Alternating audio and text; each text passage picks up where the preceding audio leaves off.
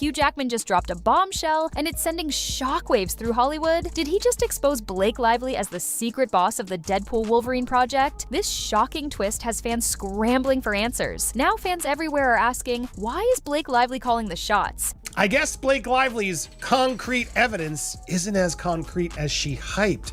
Meanwhile, the only evidence we're actually getting is stuff that's exposing Blake Lively. She's quoted as saying, "I actually poisoned the whole cast against her co-star and boyfriend, Penn Badgley." And how did this behind-the-scenes bombshell even happen? Stay tuned, because we're digging into this explosive story. And trust us, you won't want to miss a second of it. So all of Ryan Reynolds' jokes in Deadpool, his jokes to Sandra Bullock, and everywhere else on the internet was really something that you guys concocted. And now it's spilling out into public view. The idea of a famous actress secretly running a huge superhero movie sounds unbelievable, but sources insist there's some truth to it, even if it's been exaggerated. The whole situation has fans divided and buzzing. Some find it hard to believe Blake Lively could have so much power. After all, she isn't part of the official crew. Others point out that as Ryan Reynolds' wife, she might have had special access and influence on the project. Is this just a case of a supportive wife giving helpful advice, or did Blake really hijack the project? Oh my goodness, wait till you see Lady Pool. She is gorgeous. Lady Pool was played by Blake Lively. She just had a baby too, and can't even tell. I don't think you're supposed to say that. That's okay. I identify as a feminist. And why is Hugh Jackman speaking out about it now? As this breaking story develops, one thing is clear. It's one of the craziest Hollywood twists of the year. Part truth and part rumor, this tale of Blake Lively supposedly taking over the Deadpool and Wolverine movie has everyone talking, taking their jobs seriously enough. The same woman who told Justin Baldoni that her career and reputation were at stake if things weren't done her way. And yet, this is the same woman who openly admitted that she never worked out a day in her life, never dieted, and just got lucky with her metabolism. She's like, I need you to get on a Zoom with Taylor Swift, and we're ruining lives tonight. Be very, very careful with your marriages, folks. This is the kind of Little thing that can dragon. happen. It Yeah, is but to diminishing. your point, The two men she tried to take down are now standing side by side. They're not just friendly, they're close. They serve on the same board of a charity, they share the same faith, and they've been seen together multiple times. And what about Blake? Penn doesn't even follow her on social media anymore. The woman he once dated, the woman he worked with for years, he has completely cut her off. But now, the truth is out, and there's no escaping the backlash. Blake has spent years poisoning casts against co-stars she doesn't like, turning sets into battlefields, and rewriting narratives to make herself look like the victim. But her latest stunt, trying to destroy Justin Baldoni's career, might just be the one that finally ends her reign of deception. She didn't just push Justin out of his own movie. She didn't just manipulate the cast and crew into siding with her. She straight up rewrote history, leaked fake evidence, and then had the audacity to demand his phone records to prove that he was lying. Who does that? Who fabricates messages and then asks for the other person's private data to justify their own lies? First, you're gonna make the speculation surrounding Blake Lively and Justin Baldoni only grew stronger when fans noticed that Justin appeared to keep his distance from the rest of the cast during production. Now, with the recent news of Blake's lawsuit, fans are revisiting everything that transpired before and during the press tour with a fresh perspective.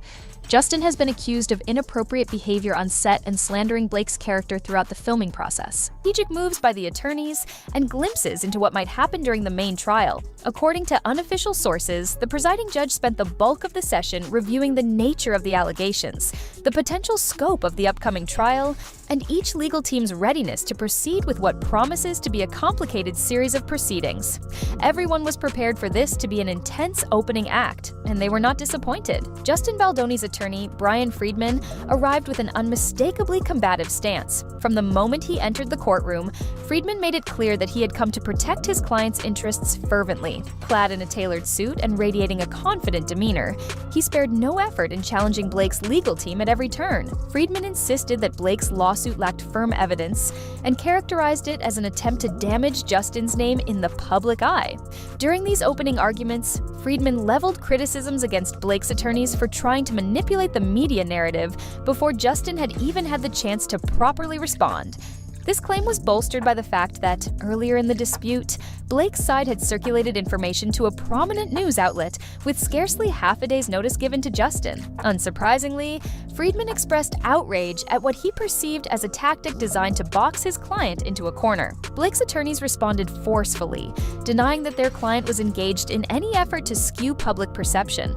They maintained that Blake was the genuine victim of serious wrongdoing and had only gone public to ensure that the relevant facts were brought to light. Despite their insistence, Friedman quickly gained the upper hand in this early round by reminding the court that the original media coverage, which showcased very damaging statements against Justin, exact same thing to Justin Baldoni, except this time, she played for even bigger stakes. This wasn't just about making someone uncomfortable on set, this was about stealing a movie out from under its rightful director, taking full control, and then framing the person she betrayed as the villain. Blake was never content with just being the lead actress, film that was never hers in the first place. It's all out in the open now, and worse for her, she tried to claim he was launching a smear campaign against her, when in reality, all the receipts coming out have been her own doing. The only thing being exposed here is her lies. And speaking of lies, let's talk about how deep her manipulation really goes. Blake didn't just try to ruin Justin Baldoni's reputation, she also dragged Ryan Reynolds and Taylor Swift into her mess. She literally referred to them as her dragons, the people who would fight for her when things got messy. What kind of person talks about their husband and best friend like that? Like they're her personal soldiers instead of real people with their own lives? But here's where it gets really interesting. Taylor Swift is reportedly backing away from Blake. That's a huge deal. If Taylor, who is known for fiercely protecting her close friends, is now creating distance, it means she sees just how messy this situation is. Blake thought she could weaponize Taylor's influence like she always does. But now, it looks like that plan is falling apart too. And Ryan Reynolds, the man who has spent years protecting Blake's image, even he's reportedly not happy about being caught up in this drama. He's spent years building his career on likability, charm, and business success. The last thing he wants is to be dragged into Blake's legal and PR disaster. But let's not forget the most ironic twist of all. Penn Badgley, the man Blake tried to ruin years ago, is now friends with Justin Baldoni. The very people she tried to take down have now joined forces, and they're thriving while she drowns in controversy. Penn doesn't even follow Blake on social media anymore. He's completely cut her off, but he follows Justin. And the fact that they've been seen together, that they share the same faith, that they've worked on charity projects together, that says everything about who Hollywood really trusts in this situation. And now, let's talk about the lawsuit. This isn't just a PR scandal. This is a legal war, and Justin is bringing everything to the table. He's suing for defamation, civil extortion, and breach of contract, with $400 million